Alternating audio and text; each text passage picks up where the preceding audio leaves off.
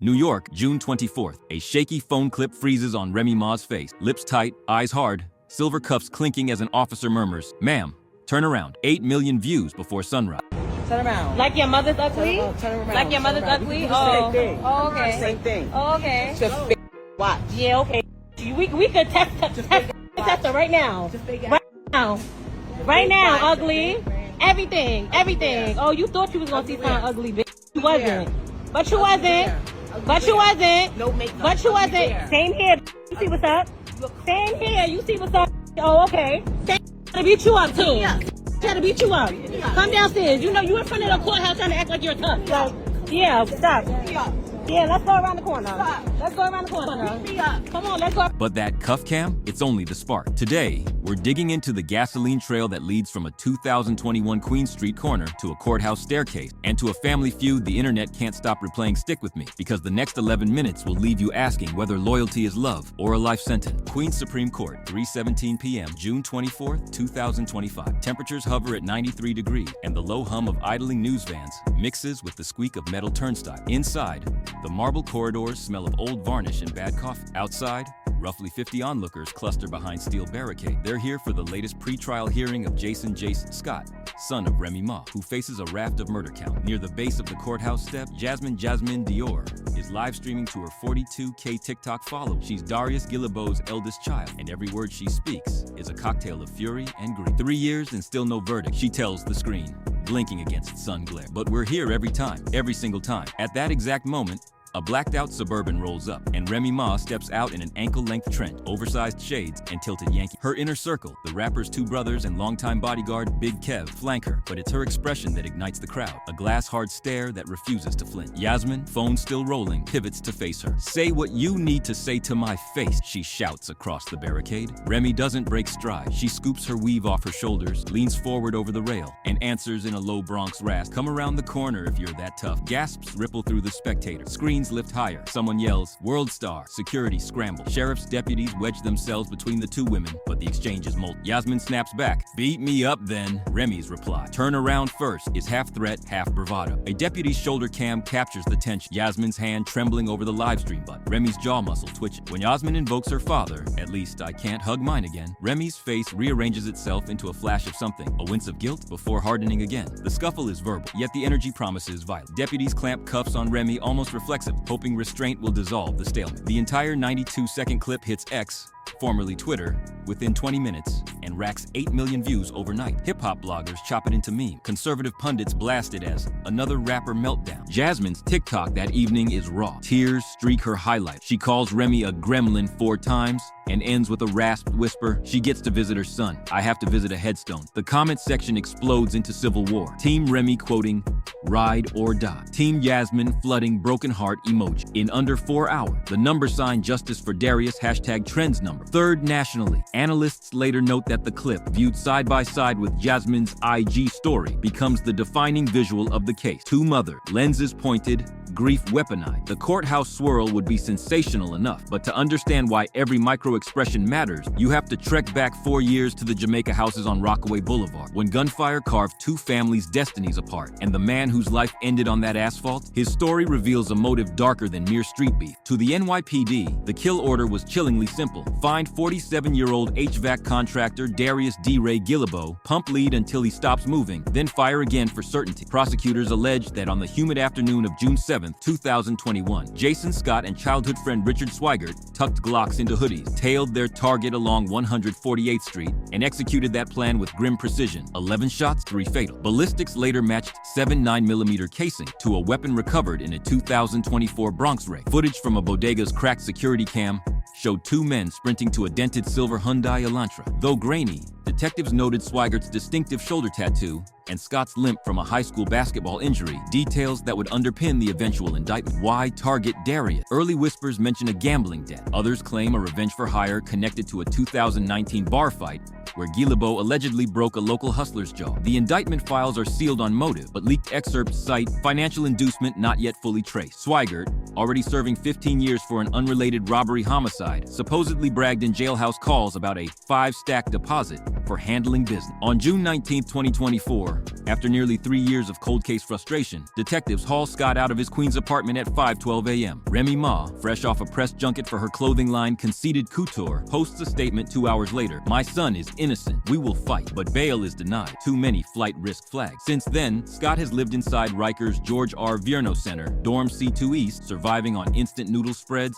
and paper-thin mattress. His only regular visitor, Mom. Every Wednesday, she brings thick legal pads, fresh lyrics, family photos, hope in manila envelope. The 7-count indictment reads like rap's worst press release. First and second-degree murder, 4 weapons charges, reckless endangerment, and a possible life without parole sentence. Yet Remy bankrolled a defense team led by Gloria Keaton, a former federal prosecutor turned celebrity attorney known for coaxing split jury. Their line? Circumstantial at best. They point to cell tower triangulation covering 3,000 square feet, surveillance too fuzzy for certainty, and a chain of custody snag on bullet fragments. But statistics seldom sway a grieving daughter. So let's meet the man whose absence fuels Yasmin's daily fire. If you'd asked anyone in South Jamaica about Darius Guillebeau, you'd have heard nothing resembling a rap beef narrative. He owned Precision Air Pros, serviced bodegas, and installed AC units in half the neighborhood's churches. Sundays found him frying catfish at Mount Sinai Baptist summer picnic. Wednesdays, he coached the Church League Knicks into the playoffs 3 seasons running. No sealed arrests, no gang affiliations, just 47 years old, 3 children, and 1 homemade recipe for honey hot wings that neighbors still talk about. The day he died, Darius was finishing a job on Sutphin Boulevard. According to police, he stopped at the corner to grab an iced tea. The ambush unfolded before he could pop the trunk for tool. Yasmin, then 24, was driving home from nursing school when the call came. She recalls hearing her uncle repeat, "They shot your daddy, they shot your daddy," and slamming her sedan into park on the shoulder of the Van Wyck Expressway. In the months that followed, grief hardened into activism. Yasmin organized candlelight vigil, first 20 people, then 75, then nearly 300 beneath purple and gold balloons that spelled DRAY. She poured through open source court dockets, DM'd retired detectives for cold case tips, and taught herself Canva to plaster missing info flyers across Instagram. The slogan number Justice for Darius started on a single post and ballooned into 4.8 million TikTok hits, thanks partly to Jasmine's fearless on-camera candor. "I won't let my dad be another nameless victim in a rap headline." Her advocacy drew local press and national podcasts, yet with visibility came trolling. Remy stans flooded her comments with snake emojis and Free Jace chant. One account even DM'd a photoshopped image of Guillebeau lying beside Remy's platinum plaque, captioned, "Level." Jasmine screenshotted every harassing message, forwarded them to detectives, and pressed on. When court finally convened in 2024, Jasmine skipped final exams to sit every hearing. She keeps her father's silver Timex in her purse, its cracked face stuck at 2:17 p.m., the approximate time the bullets flew. Friends say she winds it before each hearing, a ritual she believes keeps his spirit present. By the time Remy's Suburban rolled up this June, Jasmine had weathered 3 birthdays, a pandemic, and 641 nights replaying doorbell cam footage in her head. To her, Remy's stare was more than disrespect. It was erasure of everything Darius had been. And when she fired back, the internet finally saw the other side of the courtroom aisle, a grieving daughter determined never to go silent. But silence hasn't exactly been Remy's brand. Her rap sheet tells its own story. Rewind to July 14th, 2007, a Manhattan birthday party, $3,000 missing, and a single gunshot that ripped through Makita Barnes-Joseph's abdomen. Within 24 hours, Remy Ma, then hot off the Grammy-nominated Lean Back, was in NYPD custody. A Bronx jury convicted her of assault,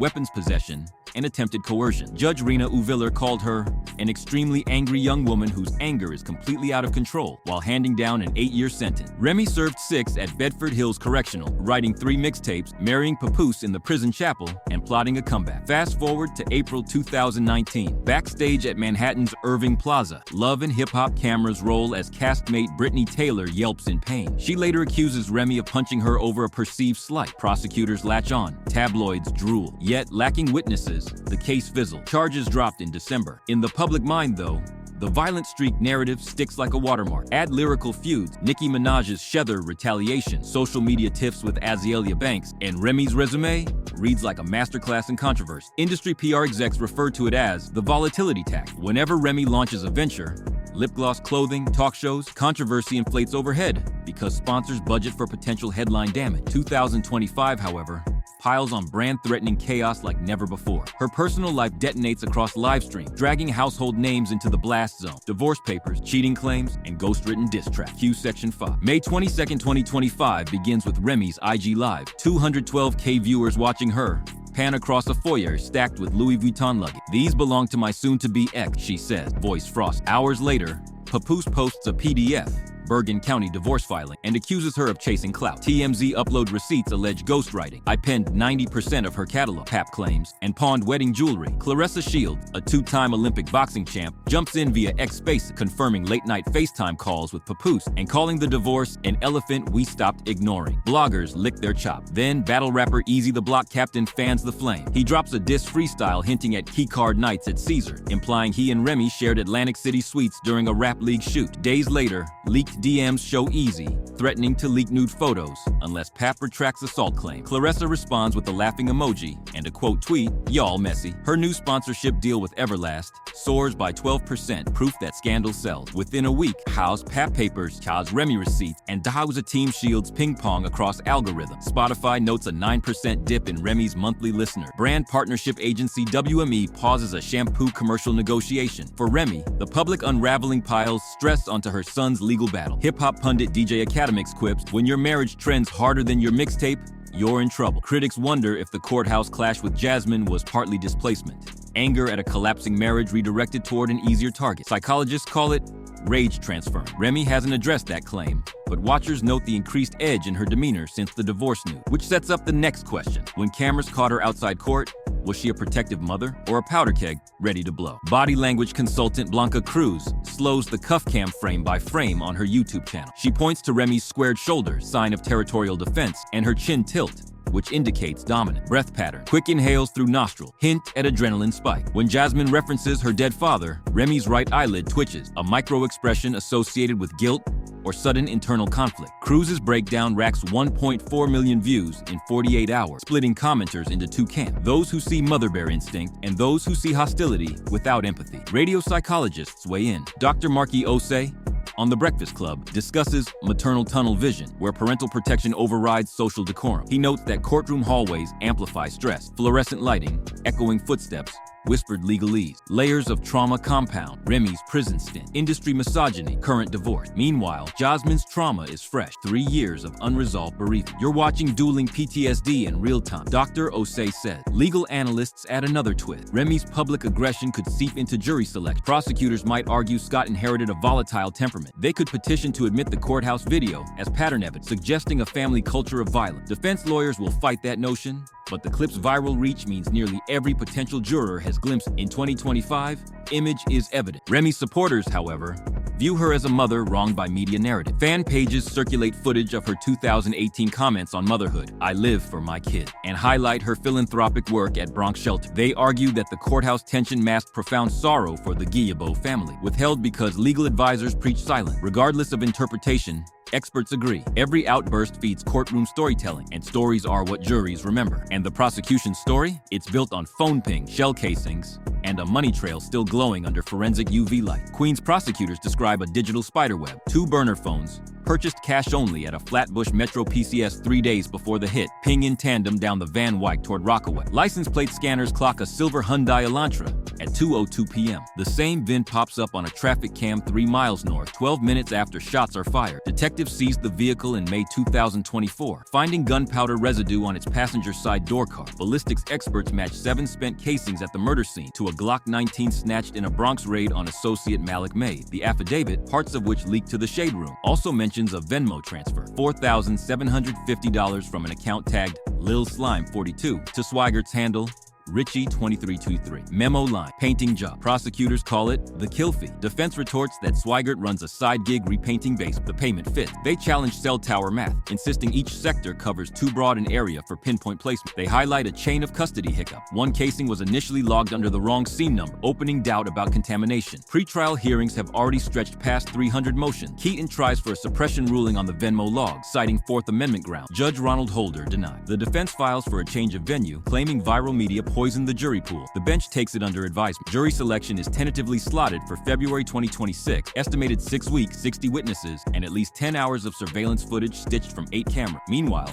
Scott's Riker's phone list is whittled down to 5 numbers: 2 lawyers, 1 girlfriend, and mom. Calls are recorded, transcripts occasionally leak, underscoring how porous privacy has become. But zoom out beyond one courtroom, and you'll see a troubling pattern ricocheting through hip-hop headlines. Open Double XL or The Source any given week in 2025, and you'll find a rap-adjacent name in legal limbo. In Nevada, Dwayne "Keffy D. Davis wrangles with prosecutors over Tupac's 1996 homicide. Trial delayed to 2026 because the defense wants time to analyze new ballistic tests. In Georgia, Ricky Silent Toe Hawk pleads guilty but mentally ill to shooting his cousin. The judge hands him 30 years. In Texas, Tamor Tay K. McIntyre stacks a second murder conviction onto his existing 55-year bid. Legal commentator Lisa Evers dubs 2025 the trial way, where decades of unsolved beefs collide with a forensic tech boom and social media bravado that memorializes crimes in 4K. Numbers back her up. An XXL data poll shows 9 major label, or formerly major label artists in active murder proceedings this year, triple the 2018 count. Public desensitization is real. Academics at Howard University found that repeated exposure to rapper trials dulls empathy, creating what they call spectator detachment. Algorithms reward outrage. Each viral courthouse clip seeds another reaction video, feeding an endless engagement loop. But mothers remain the emotional fulcrum. Victims' moms front and center with poster board. Defendants' moms live streaming Cash App handles for legal fees. The Remy Yasmin staircase clash crystallizes that dichotomy. 2 women bonded by loss yet forced into opposition. Hip-hop historian Bakari Kitwana